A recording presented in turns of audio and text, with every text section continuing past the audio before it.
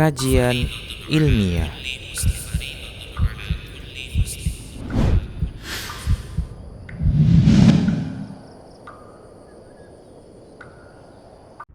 Alhamdulillah, nahmaduhu wa nasta'inuhu wa nastaghfiruh wa na'udzu billahi min shururi anfusina wa min sayyiati a'malina. Man yahdihillahu fala mudilla lahu wa man yudlil fala hadiya lahu. Wa asyhadu an la ilaha illallah wahdahu la syarika lahu wa asyhadu anna Muhammadan abduhu wa rasuluh. Qala Allah ta'ala fi kitabihil karim, ya ayyuhalladzina amanu taqullaha haqqa tuqatih wa la tamutunna illa wa antum muslimun. Amma ba'd.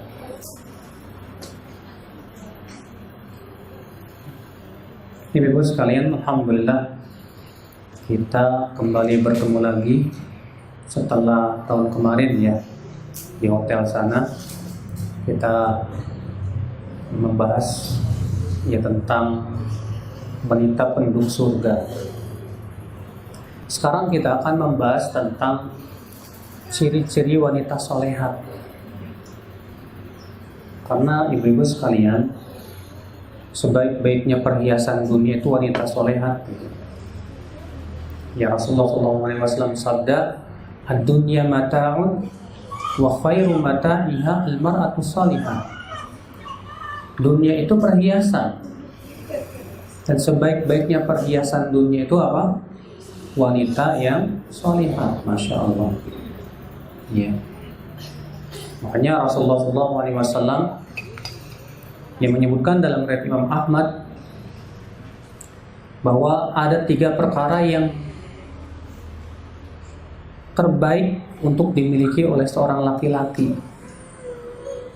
Apa itu? Yang pertama, istri solehat yang mendukung dia untuk menaati Allah Subhanahu wa Ta'ala.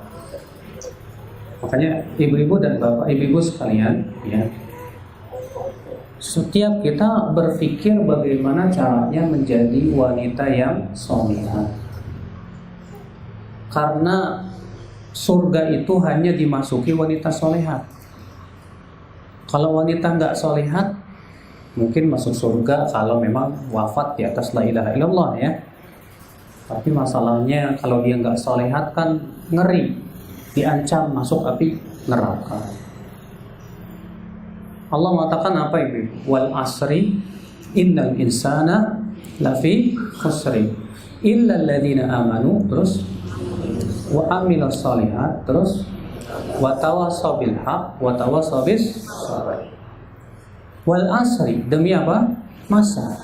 Sesungguhnya manusia itu seluruhnya merugi. Allah mengatakan bahwa manusia itu pada asalnya merugi. Kecuali siapa ibu? Kecuali apabila memiliki 4 sifat. Apa sifatnya? Yang pertama, beriman. Yang kedua, beramal soleh. Yang ketiga, saling berwasiat tentang kebenaran. Yang keempat, saling berwasiat tentang kesabaran. Coba perhatikan ibu-ibu sekalian, ayat ini kata Imam Syafi'i, lauma anzalallahu ya ala khalqi hujjatan ila hadhihi surah lakafathum. Kalau Allah tidak menurunkan hujjah kepada makhluk-makhluknya kecuali surat ini saja, itu sudah cukup kata Imam Syafi'i rahimahullah. Allah mengatakan demi masa, sesungguhnya manusia benar-benar dalam keadaan apa? Kita tidak ingin menjadi orang yang merugi, Bu. Kenapa? Karena orang merugi itu artinya neraka, ya nggak, Bu? Iya. Maka supaya kita tidak merugi, ibu-ibu sekalian, berarti kita harus memiliki 4 sifat tadi. Sifat yang pertama, beriman. Sekarang ibu, kita mau beriman tapi kita nggak tahu ilmunya. Kira-kira benar nggak iman kita tuh? Susah. Kita beriman kepada Allah butuh ilmu nggak, Bu? Hah? Ilmu, Bu. Orang-orang musyrikin Quraisy beriman nggak sama Allah? Nggak beriman, masa? Orang-orang musyrikin Quraisy, coba ibu buka dalam surat Luqman ayat 25 deh. Kalau ibu-ibu bawa mushaf atau bawa HP yang ada mushafnya, dibuka surat Luqman ayat 25. Ya. Ada yang bawa mushaf nggak? Kok nggak pada bawa mushaf? Kalau ada yang bawa, mungkin di HP-nya ada surat Luqman ayat 25. Bunyinya begini, Bu, coba perhatikan. Wala in sa'altahum man khalaqas samawati wal arda la yaqulunna Allah. Qulil hamdulillah bal aktsaruhum la ya'lamun. Kalau kamu bertanya kepada mereka, siapa mereka? Itu orang kafir Quraisy yang ada di zaman Rasulullah SAW. Allah mengatakan, kalau kamu bertanya kepada mereka orang-orang kafir Quraisy itu, siapa yang menciptakan langit dan bumi? Apa jawabnya, Bu? Allah. Jadi mereka beriman sama Allah nggak, Bu? Tapi kok mereka kafir? Ya. Orang musyrikin Quraisy itu kalau ditanya siapa yang menciptakan langit dan bumi, jawabannya apa? Allah. Tapi kenapa mereka tidak disebut orang Islam? Kenapa mereka tidak dikatakan orang mukmin? Karena mereka mencampuri keimanan mereka dengan kesyirikan. Itu akibat daripada beriman kepada Allah tanpa ilmu. Makanya untuk merealisasikan ayat tadi, illal ladzina amanu, kecuali orang yang beriman. Iman itu butuh ilmu, Ibu. Ya tidak? Iya. Ada orang yang beriman kepada Allah, Bu, tapi tidak pakai ilmu. Ya. Akhirnya dia mengatakan apa? Allah sifatnya cuma 20, tak boleh lebih. Padahal kan sifat Allah banyak banget, Bu. Ya enggak, Bu? Nama Allah ada berapa? 99. Terus ada orang bilang begini, sifat Allah 20. Berarti 99 kurang 20 berapa? 79. Oh, berarti ada 79 nama tidak mengandung sifat dong. Coba, kan Ibu dulu waktu SD, SMP belajar itu ya. Sifat 20. Wujud tidak baqa, mukhalafatul lil hawadisi, sampai akhirnya. Masih ingat nggak? Masih. Katanya Allah sifatnya cuma 20. Sementara nama Allah ada 99. Coba Ibu pikirkan baik-baik. Kalau nama Allah 99, sifatnya 20, berarti ada 79 nama tidak mengandung sifat. Contoh, Allah namanya Al-Aziz. Artinya Al-Aziz apa? Yang maha perkasa. Sifat perkasa ada nggak dalam 20 sifat? Nggak ada. Allah namanya Al-Qawi. Artinya apa? Yang maha kuat. Sifat kuat ada tidak dalam 20 sifat? Tidak ada.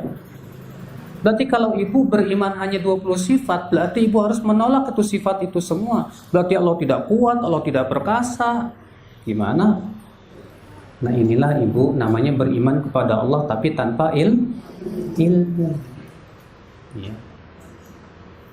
Sifat Allah banyak. Kita sifat ya Allah sesuai dengan keagungan Allah Subhanahu wa taala. Ibu, kalau Ibu beribadah menghadap ridho Allah enggak? Hah? Mengharap ridho Allah kan? Sifat ridho ada nggak dalam 20 sifat? Nggak ada. Ibu takut nggak dari murka Allah? Takut, Ustadz. Sifat murka ada nggak dalam 20 sifat? Nggak ada. Nah, kalau kita hanya beriman 20 sifat saja, berarti berapa banyak sifat Allah yang ada dalam Al-Quran yang harus kita tolak? Iya nggak, Bu? Iya. Nah, berarti ibu-ibu sekalian ya, untuk beriman kepada Allah penting kita untuk dengan ilmu. Kenali Allah, Allah itu siapa, bagaimana hak Allah Subhanahu wa taala. Allah minta kepada kita apa sih? Permintaan Allah kepada kita apa sih, Bu? Permintaan Allah kepada kita satu, jangan sekutukan Allah. Makanya dalam riwayat Muslim Allah taala Rasulullah bersabda begini, Bu, dalam Sahih Muslim. Yaqulullahu ta'ala li ahwani ahlin nari adaban. Nanti pada hari kiamat Allah akan berfirman kepada penduduk api neraka yang paling ringan adabnya. Yang paling apa? Yang paling ringan adabnya. Tahu nggak Ibu? Penduduk neraka yang paling ringan adabnya itu seperti apa, Bu? Diberikan sendal dari api neraka, otaknya apa? Mendidih. Nanti Allah akan berfirman kepada penduduk api neraka yang paling ringan adabnya. Apa kata Allah? Hai abdi, aro'aita law anna laka ma fid dunya wa ma fiha. Hai hambaku, bagaimana pendapat kamu kalau kamu memiliki dunia dan seisinya? Akunta muftadiyan biha, kamu akan menebus dirimu dari api neraka tidak? Apa kata mereka? Mau ya Allah. Apa kata Allah? Dahulu aku minta kepada kamu yang lebih ringan dari itu. Allah tusyrik bi syai'a, jangan sekutukan aku. Tapi kamu malah mempersekutukan aku. Nah, ibu-ibu sekalian, berarti ibu ketika kita beriman kepada Allah butuh ilmu. Kita beriman kepada malaikat butuh ilmu tidak? Butuh ilmu. Ibu-ibu suka nonton film terkadang ya. Kalau orang barat itu menggambarkan malaikat itu wanita, pakai apa? Sayap, pakai baju putih. Padahal dalam Al-Quran Allah mengingkari orang musyrikin yang mensifati malaikat sebagai wanita. Allah mengatakan waja'alul malaika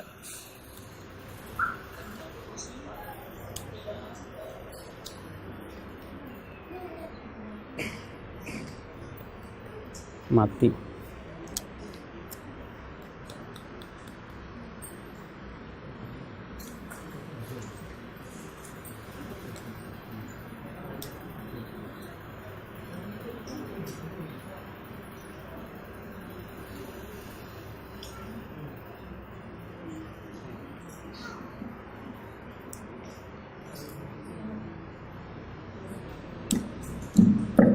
Ada lagi. Allah berfirman begini, Bu. Wa ja'alul malaikata alladziina hum ibadur rahmani inatha asyahidu khalqahum satuktabu syahadatuhum wa yus'alun. Mereka menjadikan malaikat-malaikat yang merupakan hamba-hamba Allah katanya perempuan. Apakah mereka menyaksikan penciptaan malaikat? Kata Allah. Kelak persaksian mereka akan dicatat oleh Allah dan akan ditanya pada hari kiamat. Maka kalau ada orang yang mengatakan malaikat perempuan, dosa. Ya. Kalau ada yang bilang malaikat laki-laki, salah. Jadi malaikat perempuan apa laki-laki, Bu? Ya bukan perempuan, bukan laki-laki. Ya. Nah, kita beriman kepada malaikat ternyata harus membutuhkan ilmu tidak, Bu? Harus dengan ilmu. Jadi iman tanpa ilmu tidak akan lurus, Ibu. Makanya kita wajib menuntut ilmu. Jangan malas Ibu untuk terus menuntut ilmu di majlis ta'lim. Ingat Ibu, Nabi Adam dilebihkan oleh Allah di atas malaikat dengan ilmu. Baca oleh Ibu dalam surat Al-Baqarah ayat 30, 31, 32, 33. Bagaimana Allah menceritakan bahwa Nabi Adam diajarkan oleh Allah seluruh nama. Dengan ilmu itulah Nabi Adam dijadikan lebih baik daripada para malaikat. Sampai para malaikat disuruh sujud kepada Nabi Adam. Illal ladzina amanu, beriman. Wa amilus shalihat. Yang kedua apa? Beramal saleh. Ibu tahu nggak, Bu? Para ulama mengatakan disebut amal soleh itu kalau memenuhi 2 syarat. Disebut amal soleh itu kalau memenuhi berapa syarat? 2. Apa itu? Ikhlas. Yang pertama apa? Ikhlas. Kalau ada orang sedekah niatnya nggak ikhlas, diterima, Bu? Diterima? Ustaz, saya mau infakin mobil Vios saya nih Ustaz. Mudah-mudahan niatnya supaya diganti jadi Camry. Niki, kok kamu niat sedekahnya pengen dikasih Camry sih? Ya. Emang nggak boleh? Bu, buka deh sama Ibu dalam surat Hud ayat 15-16. Dalam surat Hud ayat 15-16. Apa kata Allah dalam surat Hud ayat 15-16? Man kana yuridul hayatad dunya wa zinataha nuwaffi ilaihim a'malahum fiha wa hum fiha la yubkhasun. Ulaika alladziina laisa lahum fil akhirati illa an-nar wa habita ma sana'u fiha wa batilu ma kanu ya'malun. Allah berfirman begini, barang siapa yang menginginkan kehidupan dunia dan perhiasannya, kami akan berikan apa yang diinginkan tersebut dari amalannya tanpa dikurangi. Mereka itu nanti di hari kiamat tidak akan mendapatkan apapun kecuali api neraka. Batal amalan mereka, sia-sia usaha mereka. Kata Imam Al-Qurtubi, kalau ada orang beramal soleh 100% tujuannya ingin dapat dunia, dapat dosa, bukan dapat pahala. Kata Imam Suyuti dalam kitab Al-Ashbah wa Nadhair, kalau ada orang haji niatnya dua, niat haji karena Allah tapi juga karena dunia. Kata Imam Suyuti apa, Bu? Dilihat mana yang paling dominan. Kalau yang dominan itu niat karena dunianya, maka dia dapat dosa, tidak dapat pahala. Kalau yang lebih dominannya karena Allahnya, dia dapat pahala. Tapi kalau 50-50, karena Allah juga, karena dunia juga, maka kata Imam Suyuti, tasaqata, saling berguguran. Gak dapat dosa, gak dapat pahala. No. Rugi gak, Bu? Rugi. Iya.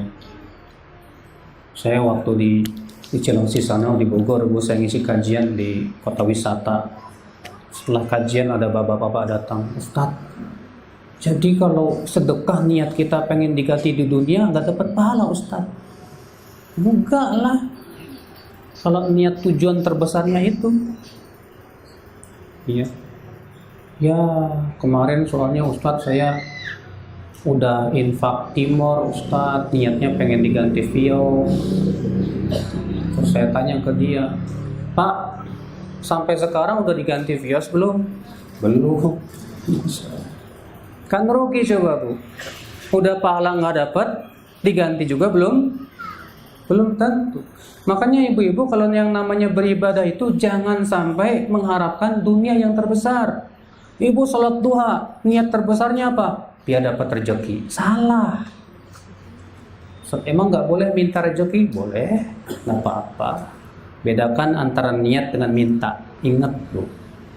Niat itu kalau ibu mau sholat ada niat kan, Bu, ya. Mau ibadah ada apa? Niat. Nah, ibu ketika niat mau sholat tujuannya apa tuh? Harus 100% karena Allah Subhanahu wa Ta'ala. Nah, ketika ibu sholat lalu minta kepada Allah dunia, ya silahkan, karena yang namanya doa kan tempat minta, Bu. Iya. Nah, ini ibu-ibu sekalian, ya. Jadi syarat amal soleh disebut amal soleh yang pertama apa, Bu? Nah, ada orang sholat tapi pengen dipuji orang, dapat pahala? Enggak. Ya. Syarat yang kedua disebut amal soleh itu apa, Bu? An yakuna muwafiqan li sunnati Rasulillah, sesuai dengan tuntunan siapa? Tuntunan siapa? Rasulullah sallallahu alaihi wasallam. Harus sesuai dengan tuntunan Rasul, Ibu. Ya. Saya mau tanya sama Ibu. Ibadah itu buat siapa? Ibadah itu buat siapa, Bu? Allah. Ibadah itu untuk Allah. Ibadah itu hak siapa? Hak Allah. Dan Allah ingin diibadahi sesuai selera kita atau dengan apa yang Allah cintai.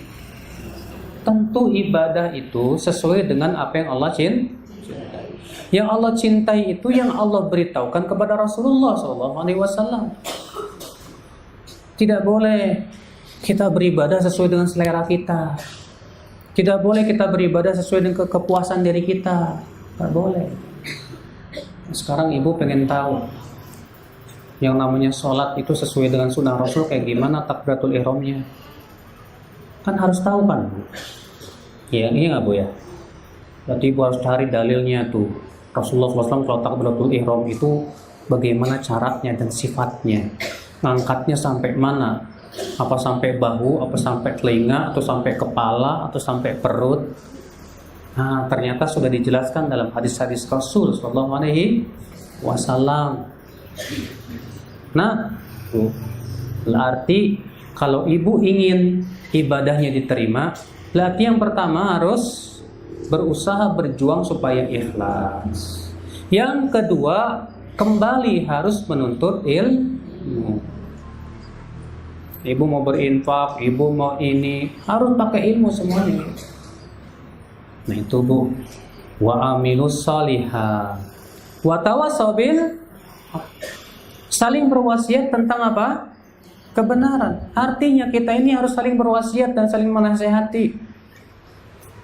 Bu, kalau ibu dinasihati sama teman jangan tersinggung. Kita ini Bu, manusia bukan malaikat. Ibu malaikat apa bu manusia? Siapa yang berani ngacung saya nggak pernah salah? Yo, hah? Ada yang berani berkata begitu? Mustahil. Manusia itu nggak mungkin seperti malaikat yang nggak pernah salah. Berarti karena manusia itu tempat salah, berarti kita harus siap dikoreksi. Ya nggak bu? Berarti kita harus siap dinasehati kalau kita salah. Kalau ada orang dinasehati marah, sama saja dia merasa dirinya malaikat, nggak pernah salah. Makanya kalau misalnya ibu ada yang ngingetin teman, bu itu nggak boleh ghibah, haram. Bilang dong ke dia, makasih ya, alhamdulillah diingetin. Kalau orang sombong mah beda bu. Kamu itu sok suci dinasihatin malah begitu bu. Ini namanya orang sombong. Orang sombong itu orang yang tidak mau menerima nasihat. Tapi tentunya bu, cara menasihati pun juga harus bagus. Nasihatin orang jangan sambil melotot, sambil marah-marah. Nah kan kalau kita dinasihatin seperti itu juga kita nggak mau kan bu ya. Ya, nasihatin tuh kalau bisa jangan di depan orang banyak. Nasihatin tuh kalau bisa kita berdua aja sama kita gitu. Nah ibu ya, jadi ini penting bu, saling memberikan nasihat, saling memberikan wasiat tentang kebenaran. Wa tawassaw bil haqqi. Lalu yang terakhir apa? Wa tawassaw bis sabri. Saling berwasiat tentang apa? Kesabaran. Coba bu perhatikan. Allah menyebutkan yang pertama saling berwasiat tentang kebenaran. Lalu Allah menyebutkan setelahnya saling berwasiat tentang kesabaran. Kenapa Allah menyebutkan kebenaran dulu baru kesabaran? Jawabnya, karena untuk menjalankan kebenaran itu butuh kesabaran. Ya tidak bu? Iya. Ibu mau pakai jilbab rapi sesuai dengan syariat Rasul, sabar. Terkadang kan suka ada orang ngejek, Masya Allah kayak Batman ya. Ya, ngelopor-ngelopor gitu. Ya. Ada yang pengen ngamalin sunnah cadar, diejek ninja. Sabar. Ya. Memang untuk menjalankan kebenaran butuh sabar tidak bu? Untuk menaati Allah butuh sabar nggak bu? Untuk meninggalkan maksiat butuh kesabaran ibu-ibu sekalian. Kita butuh kesabaran. Untuk menjalankan sholat dan istiqomah di atas sholat butuh sabar tidak bu? Allah mengatakan ya, wa'mur ahlaka bis sholati wastabir 'alaiha la nas'aluka rizqa. Perintahkan keluargamu untuk sabar, untuk sholat dan sabarlah kamu di atas sholat, kata Allah. Allah menyebutkan juga dalam surat Ali Imran di ayat yang paling terakhir, ya ayyuhalladzina amanu sabiru wasabiru warabitu wattaqullah la'allakum tuflihun. Hai orang-orang yang beriman, sabarlah dan kuatkan kesabaran kalian, dan berjagalah kalian di tapal batas, dan bertakwalah kepada Allah supaya kamu beruntung, kata Allah Subhanahu wa taala. Ibu ya, ternyata memang untuk menaati Allah butuh sabar. Jangan harap kita bisa beriman kepada Allah kalau kita tidak sabar. Siapapun ibu-ibu, siapapun kita, lelaki maupun perempuan ataupun saya, siapa saja yang berani mengatakan, ya Allah, saya beriman kepada Engkau, pasti diuji oleh Allah. Percaya nggak, Bu? Hah? Buka aja surat Al-Ankabut ayat 1 dan 2. Surat Al-Ankabut ayat 1 dan 2. Allah mengatakan apa? Alif Lam Mim. Ahasiban nasu an yutraku an yaqulu amanna wa hum la yuftanun. Alif Lam Mim. Apakah manusia akan dibiarkan mengatakan kami beriman sementara ia tidak diuji? Pasti diuji.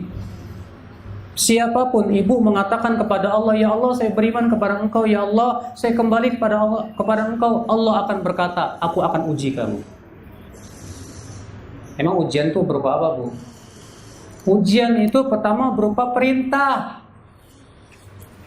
Perintah ujian bukan? Ibu disuruh pakai jilbab menutup aurat, ujian bukan, Bu? Ujian. Ada yang sabar tetap memakai jilbab walaupun panas, nggak apa-apalah daripada panasnya di neraka. Ya kan, Bu? Ada yang nggak sabar dengan perintah Allah. Kita dikasih larangan, nggak boleh makan riba, nggak boleh berzina, nggak boleh gini dan begitu. Ujian bukan, Bu? Hah? Ujian. Kita diberikan oleh Allah kesusahan dan kesengsaraan, ujian bukan, Bu? Ujian. Orang yang dikasih kekayaan, kebanyakan duit, ujian bukan, Bu? Ujian. Emang semuanya ujian. Dunia ini semua ujian. Makanya kita disuruh bersabar. Ya.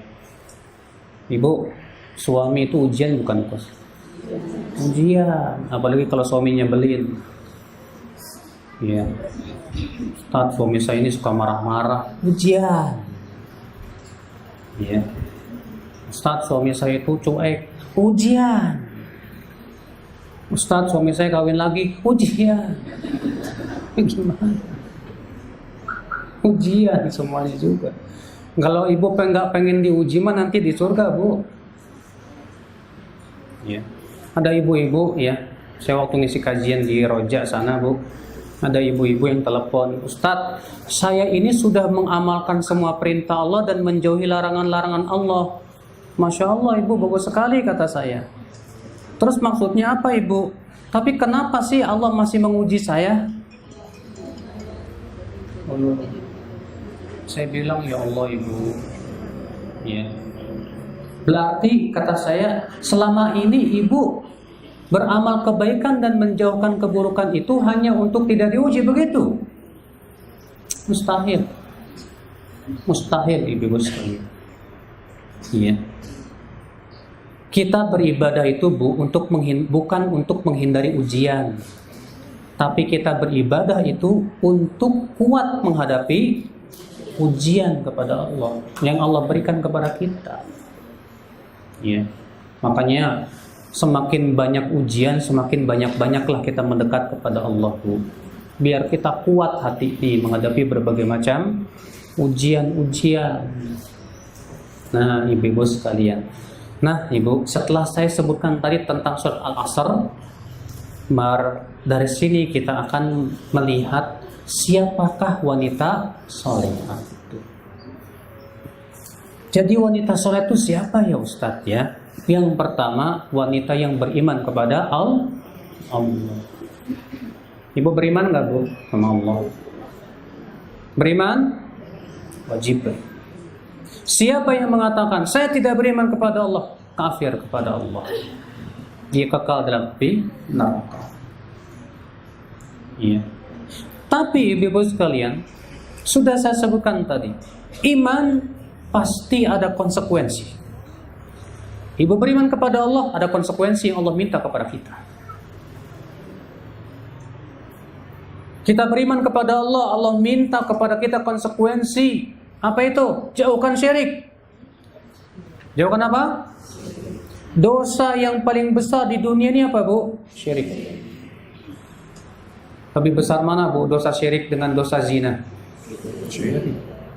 Lebih besar mana dosa syirik dengan dosa korupsi? Syirik. Lebih besar mana dosa syirik dengan dosa membunuh? Syirik. Kalau ada orang yang berzina lalu ia wafat dalam keadaan berzina, tapi dia beriman kepada Allah, masih ada kesempatan masuk surga? Masih, walaupun diadab dulu. Tapi orang yang berbuat syirik dan wafat di atas syirik, jangan harap masuk surga. Kekal selama-lamanya dalam api neraka. Emang ada dalilnya Bu dalam Al-Quran? Banyak.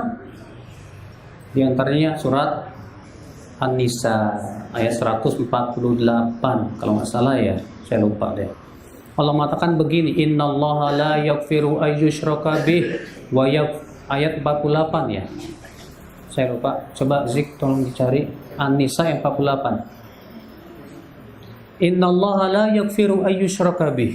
Sesungguhnya Allah tidak mengampuni dosa syirik dan mengampuni dosa yang lebih rendah dari apa? Syirik. Tuh lihat Ibu. Ya. Maka dari itulah ibu-ibu, orang-orang yang mempersekutukan Allah sebanyak apapun amalannya tidak diterima oleh Allah. Kalau ia mempersekutukan Allah, dia berbuat syirik kepada Allah Subhanahu wa taala. Iya. Maka ini ibu-ibu sekalian konsekuensi yang diminta oleh Allah kepada kita. Maka Allah Ta'ala menyebutkan dalam Al-Quran ini ya, tentang pentingnya masalah tauhid dan menjauhi kesyirikan. Jadi inilah karakteristik seorang wanita solehat yang pertama, itu dia beriman kepada Allah, dia tidak mempersekutukan Allah sedikit pun juga. Ya. Perlu ibu ketahui Bu, syirik kecil itu lebih besar daripada dosa besar. Contoh syirik kecil apa Bu? Ria. Ria itu syirik kecil, tapi kata para ulama itu dosanya lebih besar daripada dosa besar. Sekecil-kecilnya syirik tetap lebih besar daripada dosa besar. Bagaimana kalau itu syirik besar? Bayangkan. Ya. Kalau di sini masih ada yang bikin sesajen nggak? Nggak ada ya, alhamdulillah. Masya Allah dong, kalau nggak ada, hebat nih. Ya. Kalau di kampung saya masih ada Bu, di pohon-pohon tuh masih itu digantungin apa itu kain-kain putih, ya seperti itu. Syirik itu syirik besar, bukan syirik kecil ya Bu. Ya. Kalau di sini nggak ada, luar biasa, masya Allah. Ada? Masih ada ini Bu, sajen buat Dewi Sri. Nggak ada. Pesta apa? Oh, pesta penangkal hujan. Sama aja itu syirik Ibu. Karena hakikatnya minta bantuan kepada para jin. Ya. Makanya Masya Allah ibu-ibu di negeri kita ini yang namanya kesyirikan luar biasa Ibu. Ya. Orang sedekah buat bumi, katanya sedekah bumi dan yang lainnya. Nah ibu-ibu sekalian, ini sifat yang pertama. Sifat wanita solehat adalah wanita yang mentauhidkan Allah dan menjauhkan kesyirikan. Wanita solehat doanya hanya kepada Allah. Wanita solehat nggak pakai jimat, nggak pakai susuk, karena itu semua syirik. Wanita solehat tawakalnya hanya kepada Allah. Wanita solehat berkeluh kesah dan mengadu kepada Allah Subhanahu wa taala, bukan di Facebook. Ya.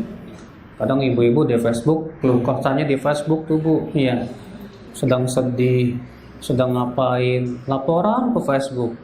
Seakan-akan semua orang yang pengennya ibu semua orang tahu tentang kesedihan ibu, kesusahan ibu. Salah Ibu. Manusia itu tidak bisa menghilangkan manfaat mudarat yang menimpa kita.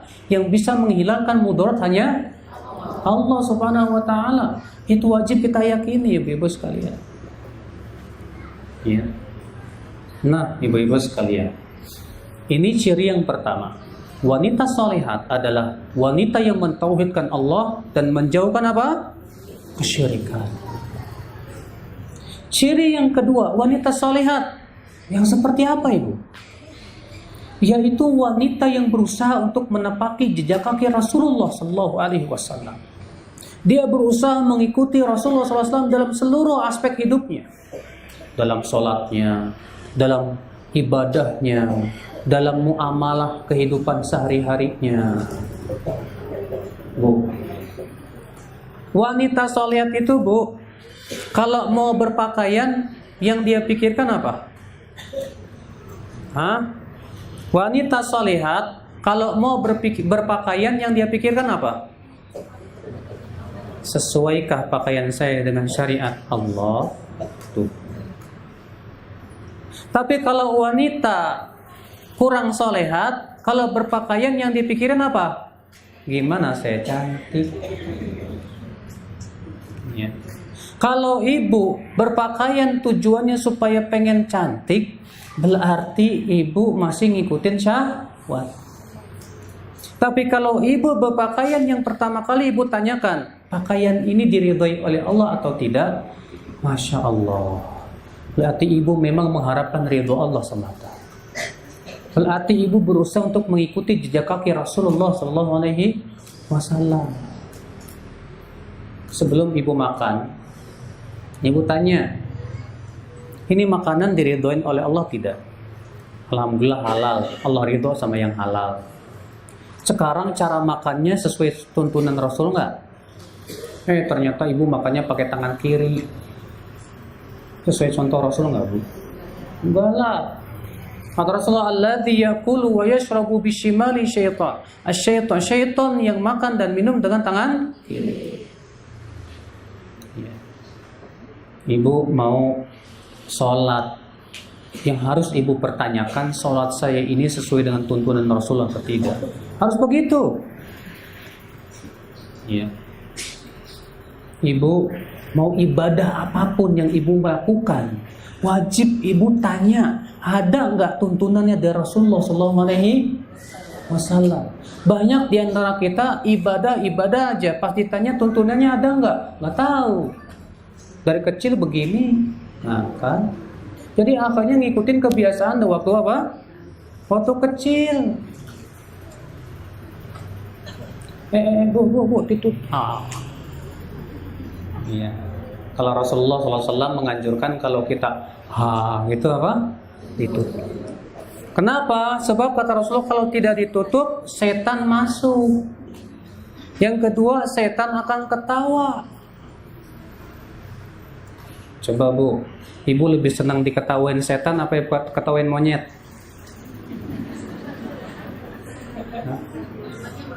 Gak mau kan?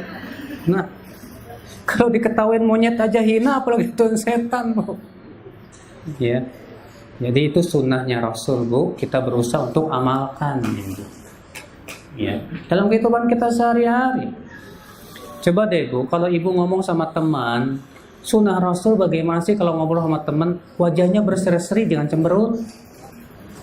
Ini ada orang kalau ketemu orang cemberut, senyum aja nggak mau. Emang begitu sunnah Rasul? Bukan begitu. Rasulullah itu kalau ketemu orang tersenyum kalau ngomong itu. Maksudnya sesama perempuan ya. Jangan sama laki-laki senyum begitu-begitu. Ya. Nah, Ibu, coba kita perhatikan ya, yang Rasulullah SAW ajarkan kepada kita itu. Nah, Ibu-ibu sekalian, jadi ini ciri yang kedua. Ciri yang kedua apa, Bu? Wanita solehat adalah wanita yang berusaha untuk mengikuti jejak kaki siapa? Rasulullah Sallallahu Alaihi Wasallam. Bu, dengerin. Kita wajib hanya fanatik kepada Allah dan Rasulnya. Fanatik kita bukan kepada kelompok. Ingat. Fanatik kita bukan kepada ustadz. Ingat. Fanatik kita bukan kepada madhab. Ingat. Fanatik kita kepada siapa? Allah dan Rasulullah Sallallahu Alaihi. Siapapun yang berbicara, tapi kalau tidak sesuai dengan Allah dan Rasulnya, maka tidak boleh kita terima. Tidak boleh.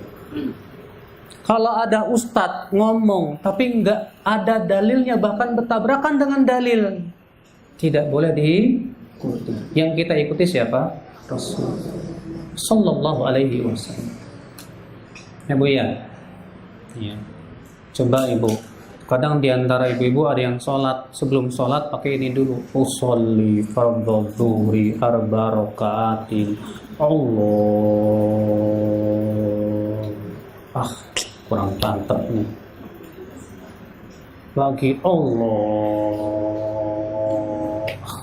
Kurang mantap ini. Kira-kira itu ada contohnya nggak dari Rasulullah?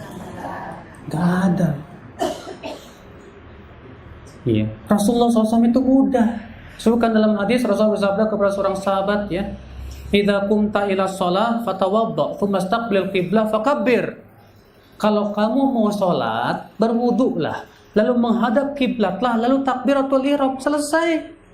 Mudah kan? Nggak harus capek-capek.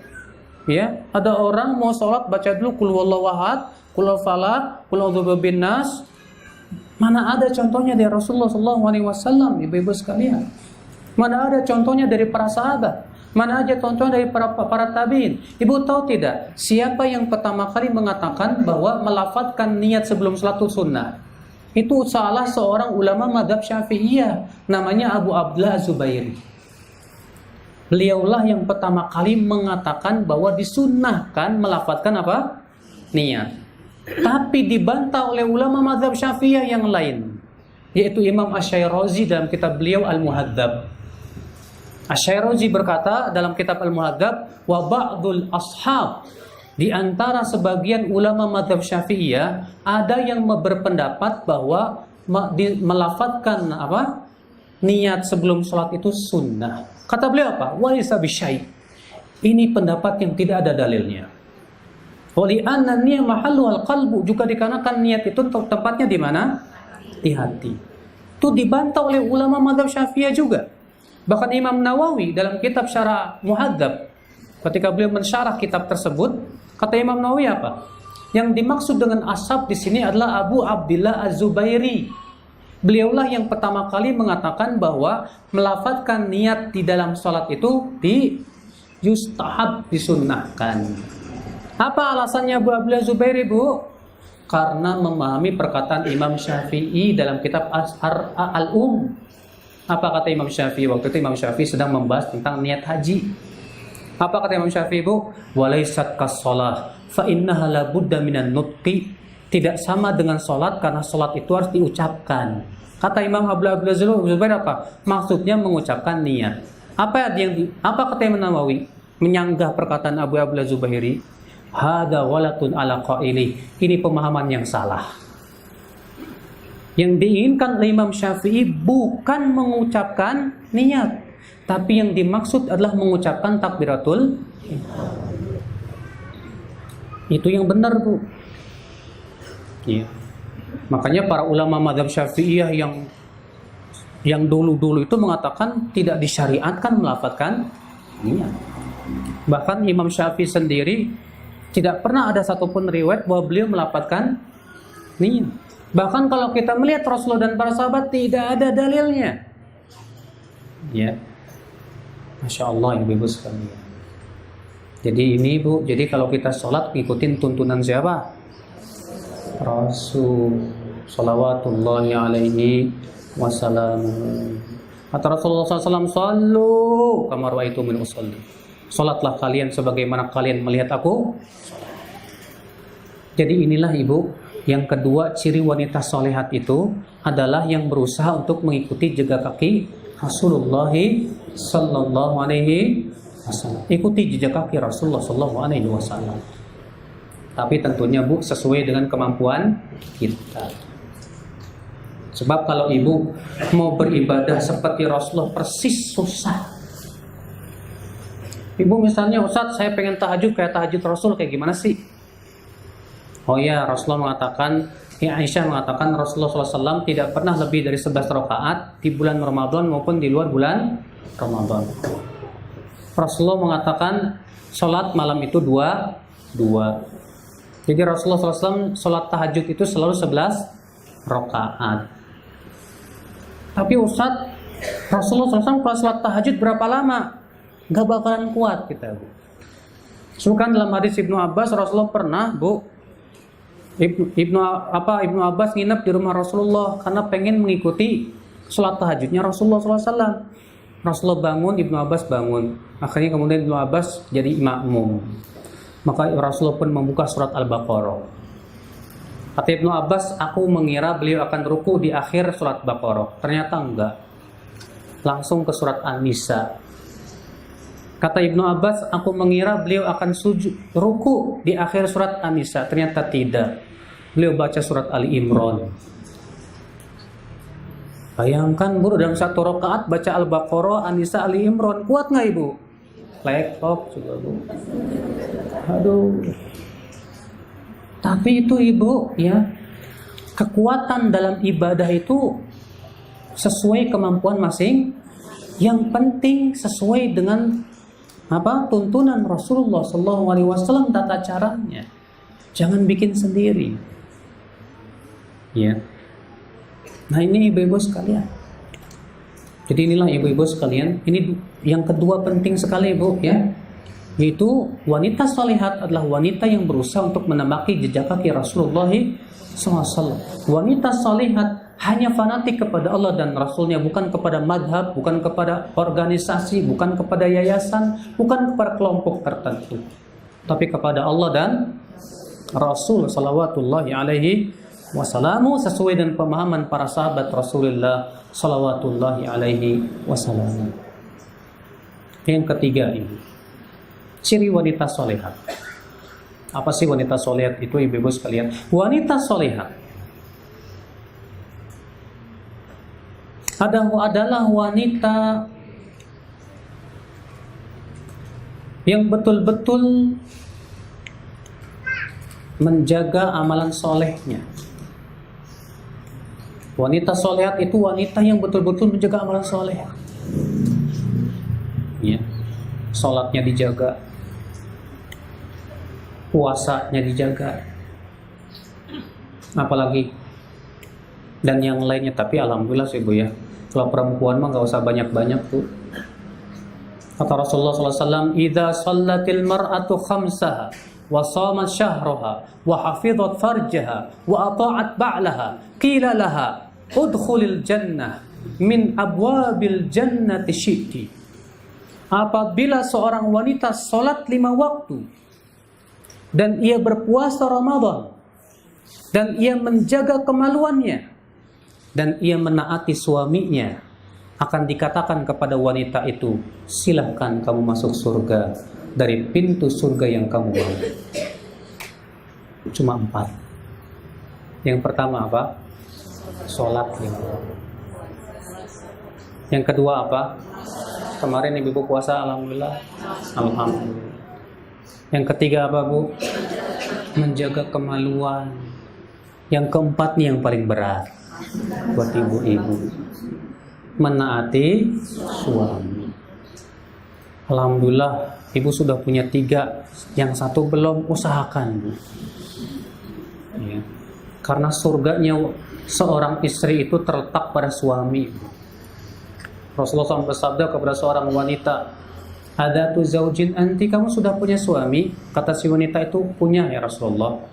Apa kata Rasulullah? "Kaifa anti min?" Bagaimana sikap kamu pada suamimu? Kata wanita itu, "La aluju dan illa ma'ajistu ya Rasulullah." Aku berusaha semaksimal mungkin berbakti kepada suamiku kecuali yang aku tidak mampu ya Rasulullah. Apa kata Rasulullah? "Unduri aina anti min fa innama huwa jannatuki aw naruki." Lihat oleh kamu bagaimana kamu di mata suamimu, karena suamimu adalah surgamu dan nerakamu. Jadi ingat ibu-ibu, surga ibu ada pada suami dan neraka ibu pun ada pada suami. Nah, ibu-ibu sekalian, hanya orang-orang yang sabar yang mau menaati suami. Dalam keadaan sesebel apapun tetap taat sama suami. Tapi tentu Bu, taat suami itu bukan dalam maksiat. Nah kalau suami bilang, "Ma, udah nggak usah pakai jilbab lah. Ya biar kelihatan cantik loh kamu tuh." Ibu siap digituin sama suami? Jangan bilang, "Maaf Mas, saya memang mencintai Mas. Saya memang mencintai Abang. Tapi Allah dan Rasul saya lebih cinta." Ya. Saya akan buka jilbab kalau Abang bisa menyelamatkan saya dari api neraka. Ya udah, Abang akan jamin kamu dari neraka. Emang bisa? Mungkin ibu-ibu sekalian. Nah inilah ibu-ibu sekalian, jadi seorang wanita solehat itu berusaha semaksimal mungkin untuk menjaga amal soleh itu, Bu. Ya. Kalau ibu lebih dari sholat, misalnya sedekah juga, wanita, kenapa sih Bu? Wanita itu sangat dianjurkan untuk sedekah. Sebutkan dalam hadis dari Bukhari dan Muslim, Bu, bahwa Rasulullah SAW bersabda kepada para wanita, "Tasaddaqna ya ma'syaran nisa." Iya. "Fa inni uritun nar fa idza fara'aitu aktsara ahlihan nisa." Wahai para wanita, banyak-banyaklah kalian sedekah. Karena aku melihat api neraka, ternyata kebanyakan bentuknya api neraka itu wanita. Kenapa ya Rasulullah? Yakfurnal ashir. Karena sering durhaka sama suami Rasulullah. Makanya ibu banyak-banyak sedekah. Itu menunjukkan Bu ya, bahwa sedekah itu sebagai penggugur dosa ibu terhadap suami. Kalau ibu misalnya terkadang lagi marah kan ya, sepandai-pandainya wanita ya untuk berbakti kan sekali-kali jatuh juga kan durhaka sama suami gitu ya. Kadang ibu sedang emosi banget atau ibu lagi nggak stabil nih emosinya, akhirnya suaminya lagi nyebelin, akhirnya ibu marah-marah lah sama suami. Maka kalau sudah seperti itu ibu langsung sedekah, Bu, untuk menggugurkan dosa. Ya, banyak sedekah, alhamdulillah. Ya, memperhatikan anak yatim. Ibu ya, memperhatikan anak yatim itu luar biasa loh, Bu. Kata Rasulullah SAW, "Ana wa kafilul yatim kahatain fil jannah." Aku dan orang yang memelihara anak yatim di surga itu nanti seperti ini. Di surga seperti ini. Ada seorang sahabat mengadu ke Rasulullah tentang hatinya yang keras. "Ya Rasulullah, hatiku ini keras. Bagaimana supaya melembutkan hati?" Apa kata Rasulullah? "Imsah ra'sal yatim." Usaplah kepala anak yatim. "Yalin qalbuk," niscaya hatimu akan lembut. Bayangkan ibu, mengusap anak yatim kepalanya aja sudah melembutkan hati. Bagaimana kalau kita memeliharanya? Lebih melembutkan hati lagi ibu. Maka coba ibu, anak-anak yatim ibu perhatikan, yang susah-susah ini ibu perhatikan ya.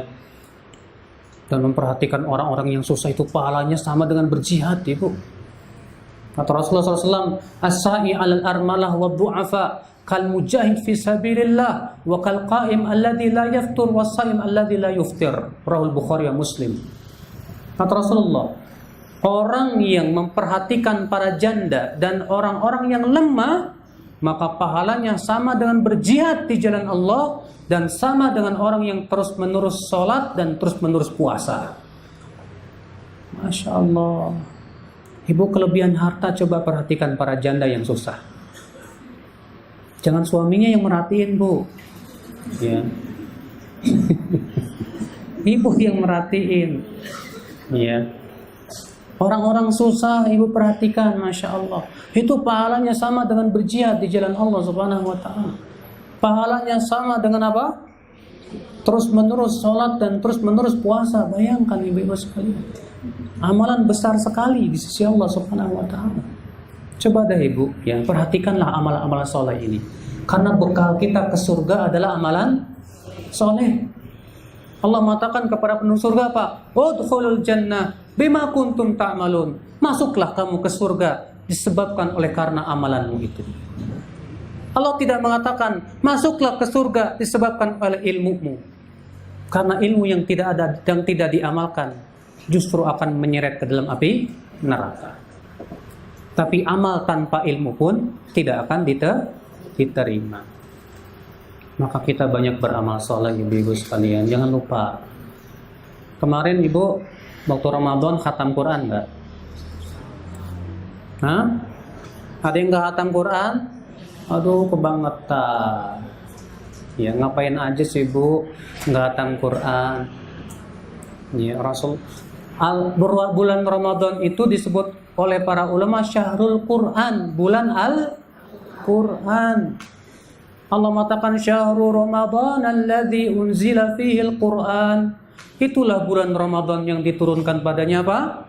Al-Quran. Dahulu para sahabat, para tabi'in, para ulama kalau datang bulan Ramadan, mereka bersungguh-sungguh baca Quran. Maka kalau ibu di bulan Ramadan kemarin nggak khotam, aduh bu, rugi banget bu. Rugi. Jadi gimana dong Ustadz? Nah, coba deh. Ramadan kemarin saya nggak khatam, Syawal ini saya mau khatam. Bisa nggak bu? Seharinya 1 juz. Nggak bisa. Hah? 1 hari 1 juz nggak bisa. Ya udah deh.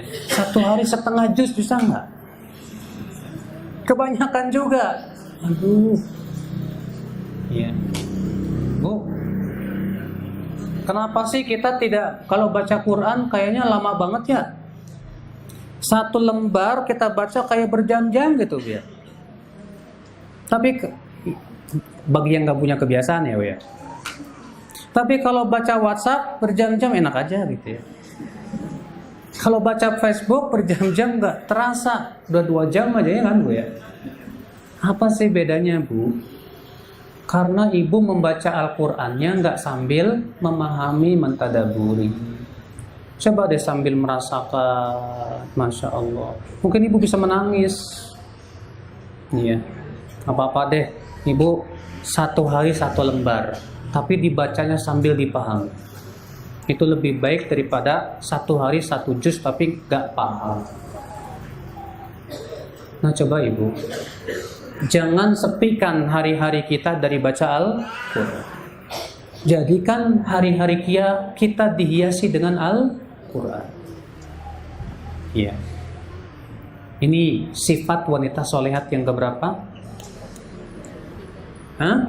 Yang ketiga.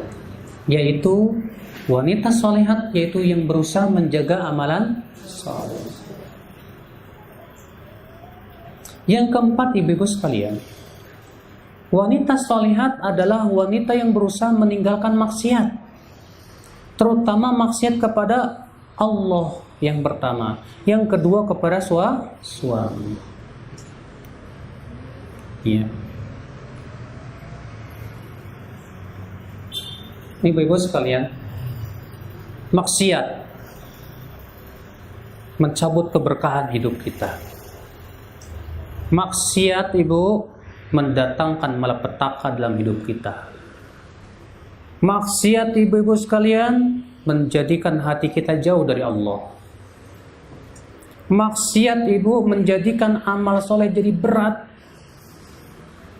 Maksiat ibu-ibu sekalian menjadikan lisan kita keluh untuk berzikir kepada Allah Subhanahu wa taala. Maksiat ibu-ibu sekalian ya menjadikan kita jauh dari orang-orang yang soleh. Makanya lihat bu, orang yang suka berbuat maksiat pasti bertemannya dengan siapa? Orang soleh? Enggak. Nggak mau dia berteman sama orang soleh. Orang yang banyak berbuat maksiat tuh, ya, untuk berbuat ketaatan berat, maka dihalangi oleh Allah untuk berbuat ketaatan. Mau zikir berat, mau tahajud berat, mau sholat malas, mau ngapa-ngapain malas. Itu akibat daripada maksiat. Hati-hati itu. Ya. Maka dari itu hati-hati, waspada yang namanya maksiat ibu. Karena maksiat ini kalau semakin banyak kita lakukan, menyebabkan hati kita hitam kelam. Kalau hati kita sudah hitam, kita tidak bisa lagi membedakan mana hak, mana batil. Mana kebenaran, mana kebatilan. Benar. Makanya jangan kita menganggap remeh apa, Bu? Maksiat. Sekecil apapun jangan dianggap remeh maksiat itu, Bu. Kata Imam Ghazali dalam kitab Ihya Ulumuddin, maksiat yang kecil bisa menjadi besar kalau kita lakukan sambil meremehkan. Kalau kita lakukan maksiat kecil sambil ibu remehkan, ini ama kecil kok, maka kata Imam Ghazali itu jadi besar di sisi Allah Subhanahu wa taala. Hati-hati. Makanya kata Abu Hurairah, ya dalam satu riwayat, seorang mukmin melihat maksiat yang kecil itu seperti gunung. Sedangkan orang munafik melihat maksiat besar itu seperti lalat. Jangan kayak gitu. Ya. Maka dari itulah ibu-ibu sekalian, kita berusaha semaksimal mungkin untuk meninggalkan apa? Maksiat. Ya. Kadang maksiat wanita yang paling sering dilakukan apa coba, Bu? Hah? Wanita. Kalau ibu-ibu yang lebih paham lah, maksiat wanita yang sering dilakukan apa? Hah? Gibah, bener. Kalau udah kumpul tuh sama ibu-ibu tuh, udah ngomongin si fulan, wa'alan, si ini, si itu, Masya Allah. Udah gitu sebelum gibah ngomongnya gini dulu, bukannya saya mau gibah ya. Mau gibah gitu dulu. Bukannya saya mau gibah ya. Kemarin saya melihat si fulan tuh begini. Hati-hati. Gibah dosa besar. Pernah ibu, Rasulullah SAW berada di rumah Aisyah. Lalu datanglah istri Nabi yang lain namanya Sofia. Sofia ada keperluan sama Rasulullah SAW.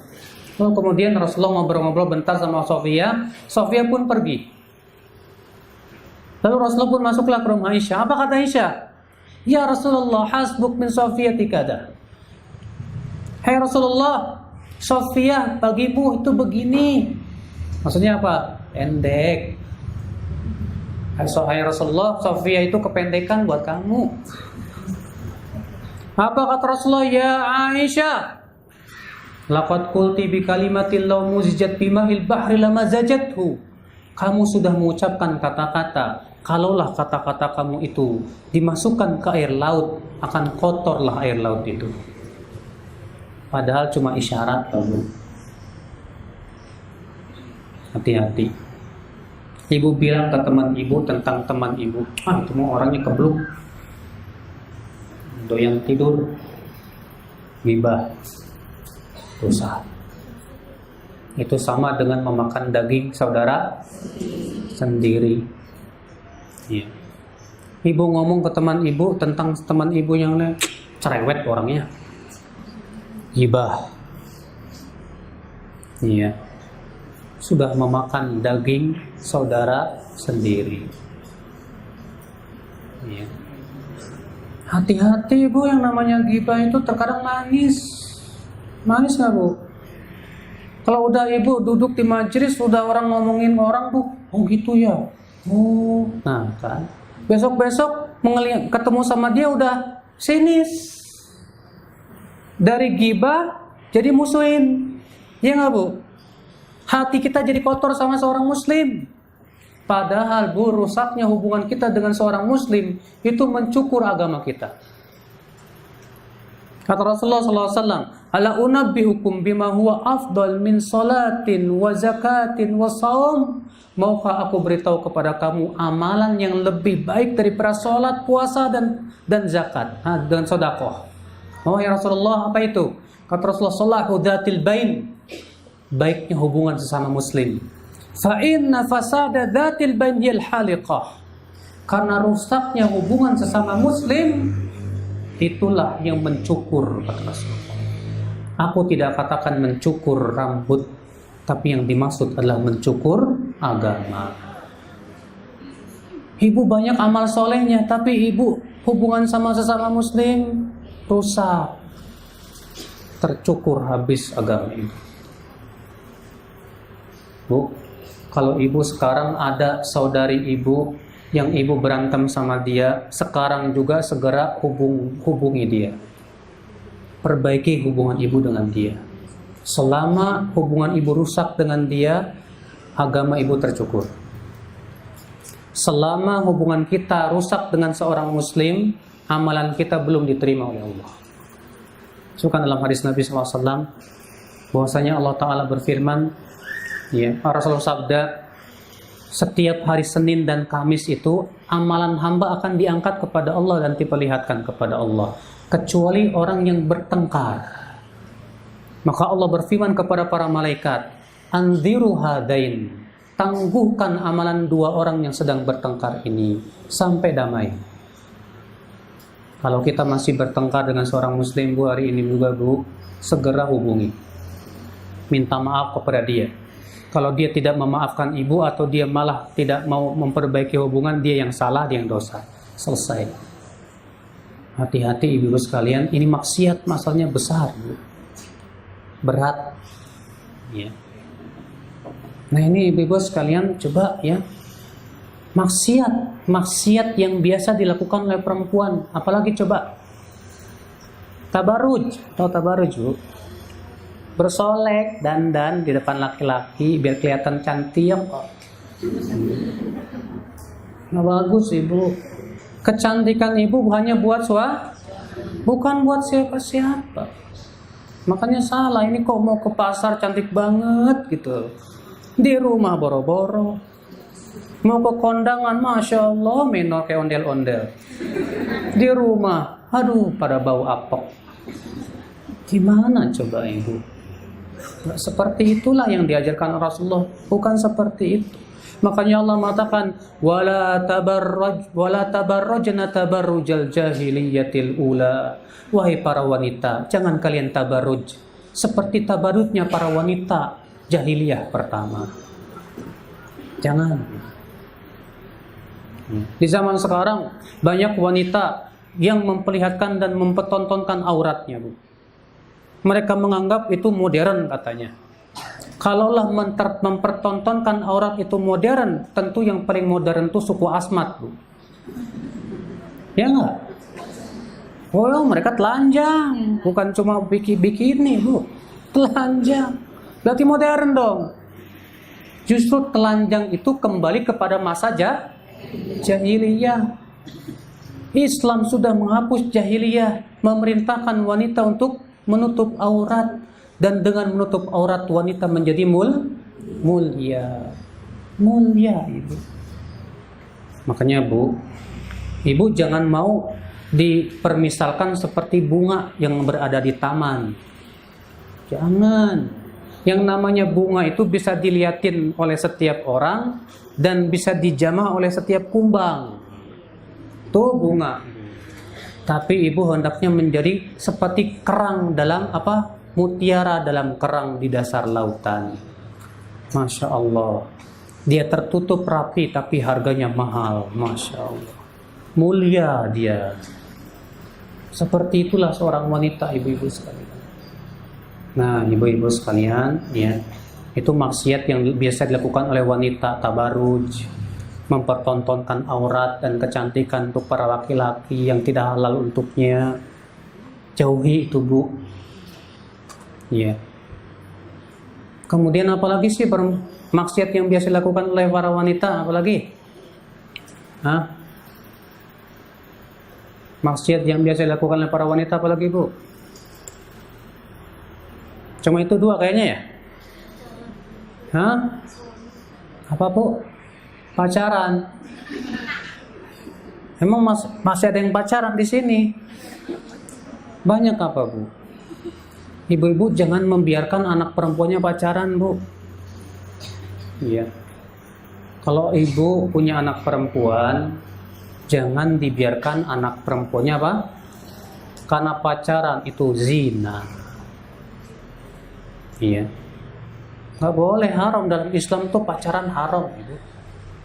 Kata Rasulullah, lebih baik kepala seseorang ditusuk dengan jarum besi daripada memegang wanita yang bukan mahram. Tidaklah laki-laki dan wanita berdua-duaan kecuali yang ketiga setan. Yang namanya pacaran nggak lepas berdua-duaan. Yang namanya pacaran nggak lepas dari pegang-pegangan. Udah gitu orang yang pacaran pasti jarang zikir kepada Allah. Zikirnya apa? Si dia. Bukan ingat Allah, ingat si dia. Akhirnya apa? Hatinya pun juga dipermainkan oleh syaitan. Nah itu hati-hati ibu sekalian. Bilang ke anak ibu yang perempuan, nak, kamu gak usah pacaran, karena yang namanya jodoh sudah Allah tanggung. Nanti insya Allah ibu akan carikan jodoh laki-laki yang soleh, yang ganteng insya Allah. Ya, begitu ibu. Nah ini ibu sekalian, ya. Jadi ciri wanita soleh itu adalah wanita yang meninggalkan apa bu? Maksiat. Tinggalkan maksiat. Iya. Udah 3:30 ini. Tadi kata panitia cuma sampai 3:30, selebihnya tanya jawab. Sampai asar. Gimana nih bu? Hah? Mau tanya jawab apa mau nerusin? Tanya jawab aja. Ya udah. Silakan yang mau tanya jawab. Yang mau tanya silakan bu.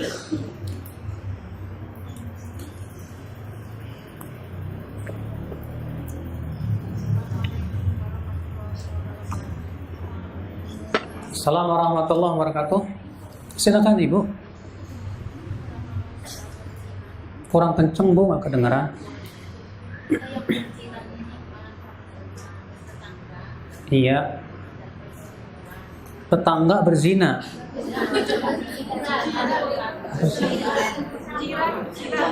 Berjiran, bertetangga. Nah kenapa bu? Tidak bertegur sapa sama tetangga. Hah? Karena ada masalah. Masalah apa?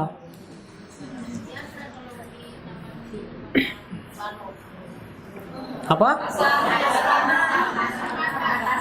Batasan. Oh.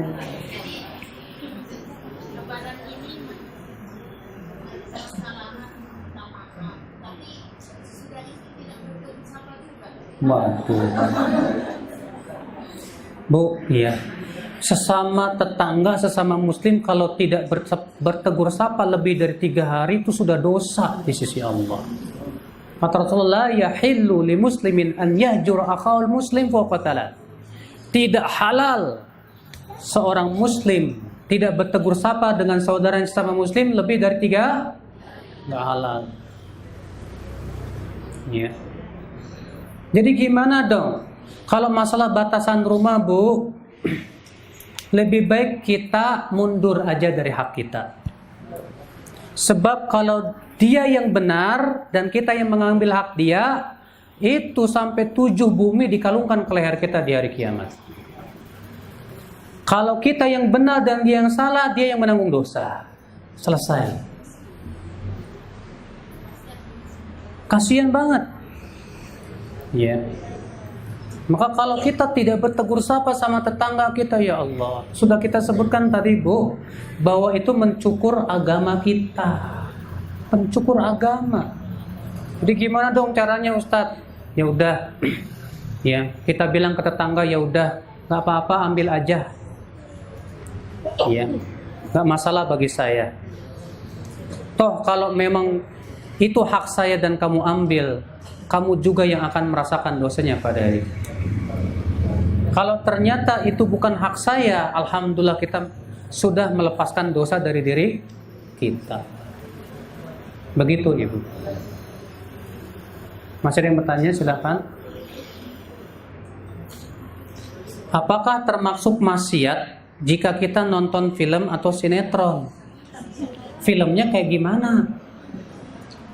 Kalau film porno yang jelas maksiat atau ibu. Kalau filmnya film horor, ini juga bisa maksiat. Karena apa? Karena film horor itu bu, memberikan kesan seakan-akan orang yang mati hidup lagi. Iya nggak bu?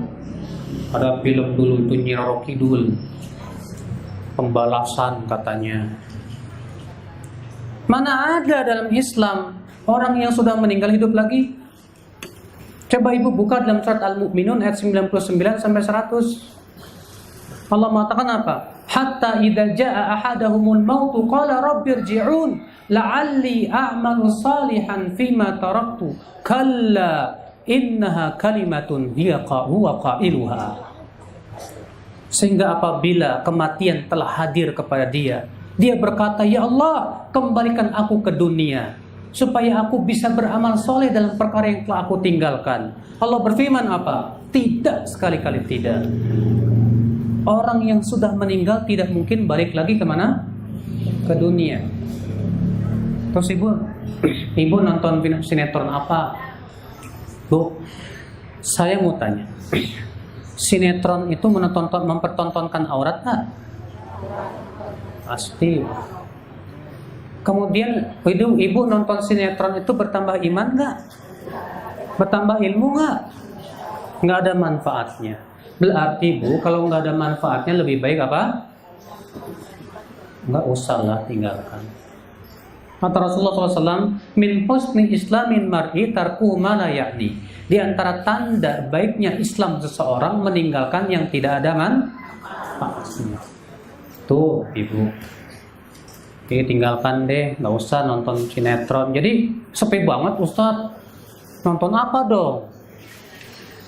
Ya nonton yang lebih bermanfaat ibu. Bu, dengerin Bu. Saya dulu Bu, penggemar Saur Sepuh. Tahu nggak Saur Sepuh Bu? Brahma Kumbara itu Bu. Dan subhanallah ibu, karena sudah yang namanya ngedengerin drama radio itu asik banget, sesuatu yang sulit untuk ditinggalkan. Ibu kalau sudah asik dengan sinetron, tidak ada yang lebih berat dari meninggalkan perbuatan itu. Makanya ibu-ibu, ya, memang untuk meninggalkan sesuatu yang tidak ada manfaatnya butuh perjuangan, harus diusahakan. Coba ibu buka surat Al-Mu'minun. Ada yang ya, surat apa? Coba dengerin ibu-ibu. Allah mengatakan begini Bu dalam surat Al-Mu'minun Bu. Qad aflahal mu'minun alladzina hum fi salatihim khashi'un walladzina hum 'anil lagwi mu'ridun. Telah beruntung orang yang beriman. Siapa dia? Yaitu orang-orang yang khusyuk dalam salat. Yaitu orang-orang yang meninggalkan perkara yang sia-sia. Ternyata sifat orang yang beriman itu yang meninggalkan perbuatan yang sia-sia. Nonton sinetron sia-sia tuh. Habis waktu nggak ada manfaatnya. Pantesan aja ibu nggak pernah baca Quran. Habis waktunya nonton sinetron. Iya. Adakah wanita soleha untuk istri yang ditinggal mati suami? Berarti kalau ditinggal mati suami cuma 3 tadi. Kan tadi disebutkan hadisnya 4 ya. Siapa yang menjaga sholat 5 waktu, puasa Ramadan, menjaga kemaluan, terus menaati suami. Kalau nggak punya suami berarti tinggal 3 ini. Ya. Alhamdulillah.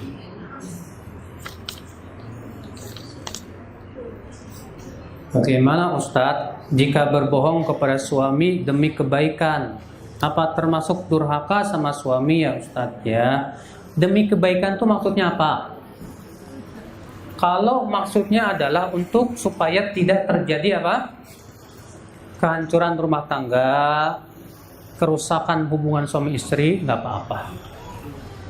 Ya. Misalnya ibu terpaksa berdusta sama suami. Iya, suami beliin sandal buat ibu, sementara ibu nggak suka sandalnya. Kata suami, bagus nggak Ma? Bagus, padahal mah enggak. Nggak apa-apa seperti itu. Ya. Tapi kalau ibu berdusta menjadi sebuah kebiasaan ibu, tiap hari berdusta sama suami, haram. Nggak boleh seperti itu. Iya.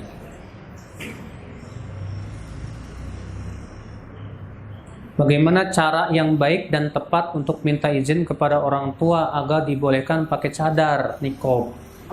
Pertama, baktilah kepada orang tua. Kuatkan bakti kamu sama orang tua. Yang kedua, sedikit berikan masukan terus sama orang tua tentang sunnah-sunnah Rasul. Di antaranya tentang cadar, kasih. Biar dia paham bahwa ternyata niqab atas cadar itu hukumnya sunnah. Ya.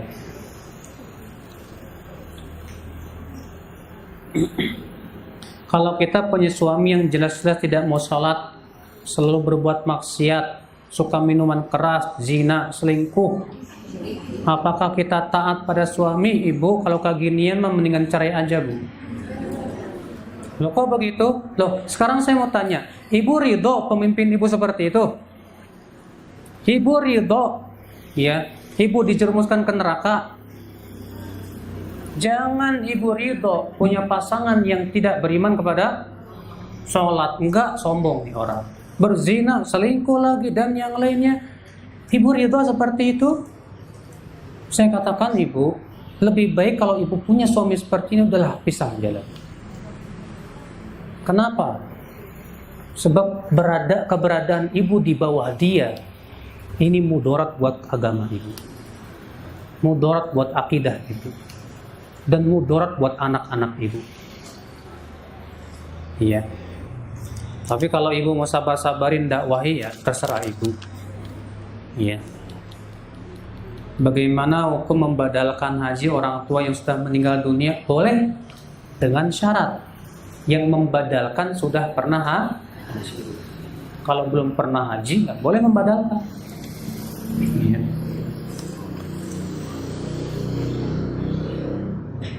Umpama nih, saya punya perhiasan kalung, gelang, cincin, emas. Bagaimana cara zakatnya? Apakah tiap tahun? Apa bagaimana ya Ustadz? Tolong dijelaskan. Kalau ibu punya kalung, cincin, emas, dikumpulkan itu sudah sampai berapa gram? Sudah sampai apa? Berapa gram?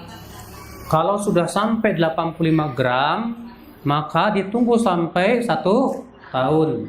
Kalau 1 tahun itu tidak berkurang dari 85 gram, baru dikeluarkan 2,5%. Tapi kalau ibu cuman punyanya 5 gram, ya nggak ada kewajiban apa-apa tuh. Iya. Tapi kalau ibu misalnya kalungnya 1 kilo, ya misalnya, gelangnya 2 kilo misalnya, wah ini sih harus wajib zakat. Ya.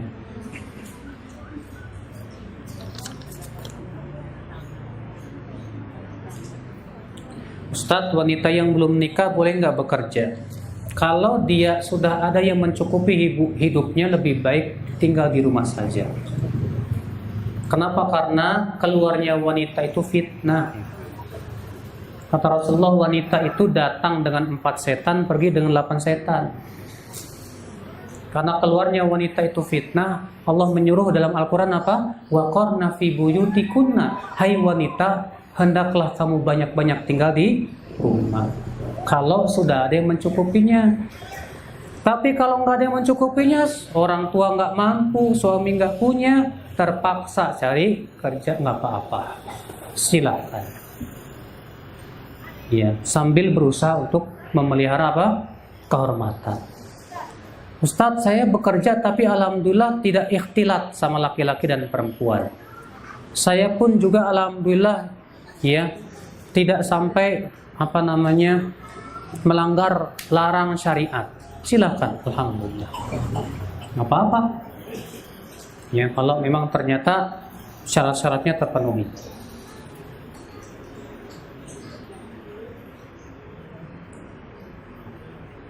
Emas yang sudah memenuhi syarat untuk dizakati, apakah emas itu yang dijual atau berupa uang yang dikeluarkan ya Ustadz?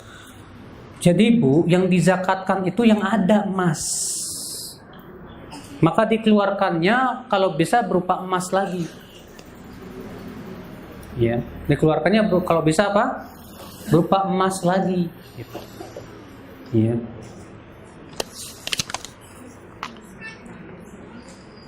Tapi kalau pakai uang boleh, dilihat mana yang lebih dibutuhkan. oleh fakir miskin. Bagaimana cara menjaga istiqomah dalam beribadah untuk saya wanita yang baru mulai mendekatkan diri kepada Allah? Pertama, harus istiqomah terus duduk di majelis taklim, Bu. Kalau ibu pengen istiqomah, teruslah duduk di majelis taklim rutin, paling banter seminggu sekali. Karena majelis taklim itu seperti charger, tahu nggak? Kalau nih HP-nya udah soak baterainya itu di charger. Maka di majelis taklim itulah kita dikuatkan lagi iman kita.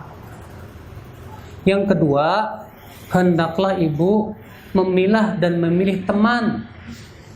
Jangan berteman dengan wanita-wanita yang jelek, yang buruk akhlaknya, yang bisa menjerumuskan ibu ke neraka. Jangan. Jadi bergaul dengan siapa dong?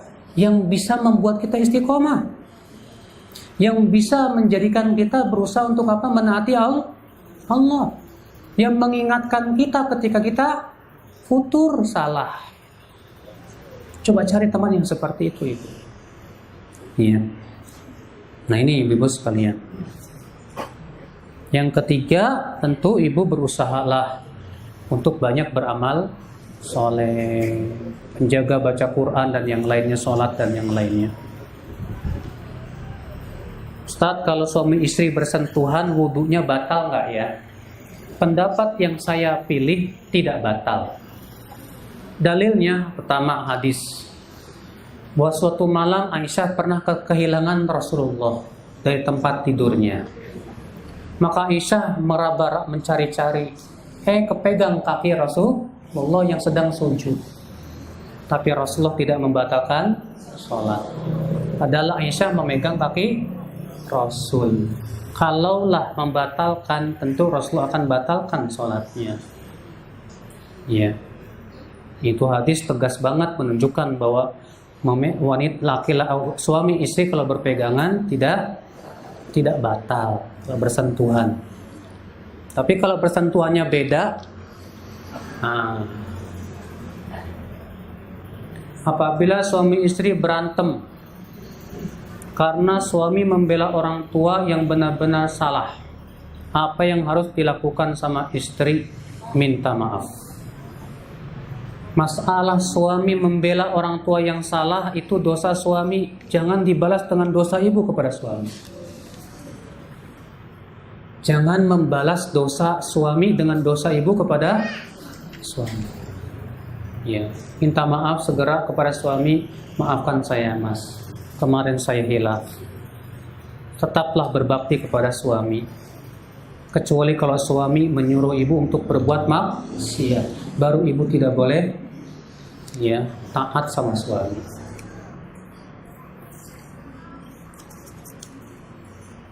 Apakah janda yang susah yang sudah ditinggal suami bisa dapat zakat, Ustadz? Kalau memang hidupnya susah. Tapi kalau janda kaya raya, suaminya meninggalkan rumah 4, mobil BMW sama ini, ya enggak lah, itu namanya janda kaya. Tapi kalau jandanya susah hidupnya, enggak ada yang menanggung juga hidupnya, maka di saat itu dia berhak dapat apa? Zakat. Bagaimana sih Ustadz caranya supaya bisa tetap jadi istri solehat? Pertama Bu, selalulah minta kepada Allah kekuatan. Minta tolong kepada Allah. Ya Allah, berikan saya kekuatan untuk menjadi wanita solehat. Yang kedua Bu, berusahalah ibu untuk berjihad melawan hawa nafsu. Karena hawa nafsu itu selalu menyuruh pada keburukan. Maka lawanlah keinginan-keinginan ibu untuk melawan suami atau berbuat maksiat kepada suami. Lawan. Jangan dibiarkan. Tahanlah amarah ibu di saat ibu meledak-ledak. Berusahalah bertakwa kepada Allah Subhanahu wa taala. Iya.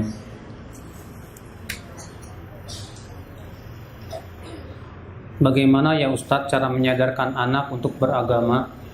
Anak ini suka berjudi dan mabuk-mabukan. Bu, mungkin itu karena akibat kelalaian ibu dulu. Dari kecil ibu kurang memperhatikan pendidikan anak. Sehingga si anak setelah besar karena kurang mendapatkan perhatian orang tua dari sisi pendidikan, akibatnya si anak jadi seperti itu. Maka ibu berusahalah semaksimal mungkin untuk mendidik dia dengan kesabaran. Berikan nasihat yang baik kepada dia. Yang kedua, doakan dia di setiap kali ibu sholat. Ya. Yang ketiga, berusaha untuk apa? Memberikan teman yang soleh kepada dia, supaya dia bisa bergaul dengan teman-teman soleh yang membawanya kepada kebaikan. Iya. Ustaz, kalau wanita sudah pakai hijab syar'i tapi lipstiknya tebal keluar, udah bagus nih jilbabnya, berarti ada kekurangannya satu. Ya, dirubah dikit-dikit. Bilangin, Mbak, lipstiknya itu indah banget sih, cuman sayang kalau buat suami lebih bagus deh daripada buat laki-laki yang lain. Ya. Nah, begitu ibu sampaikan kepada dia baik-baik, ya, supaya dia mau bertakwa kepada Allah, ya, sehingga dia meninggalkan perbuatan tabarruj.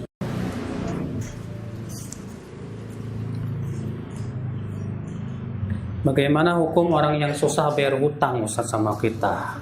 Ini susahnya kenapa? Orang susah bayar hutang itu ada dua.